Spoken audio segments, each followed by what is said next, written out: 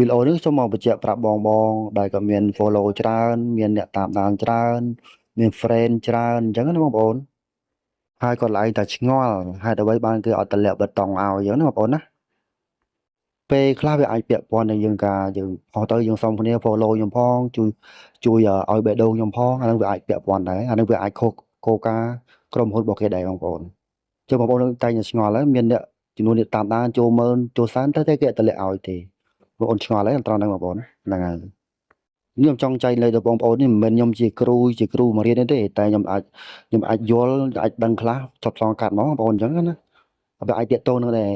យើងការសុំ follow គ្នាហ្នឹងបងប្អូនហ្នឹងហើយចំណុចហ្នឹងជាសំខាន់មួយដែរបងប្អូនវាអាចខុសគោលការណ៍របស់គេសុំគ្នាទៅវិញទៅមកហ្នឹងជួយចុច follow ខ្ញុំផងជួយចុចបេះដូងខ្ញុំផងអញ្ចឹងបងប្អូនហ្នឹងហើយ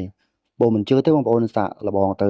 ប្រហែលជា4-5ខែឬទៅទៀតបងប្អូនណាសាកល្បងខ្លួនឯងម្ដងទៀតអញ្ចឹងបងប្អូនចុះវីដេអូក៏មានប៉ុណ្ណឹងបងប្អូនណាអរគុណ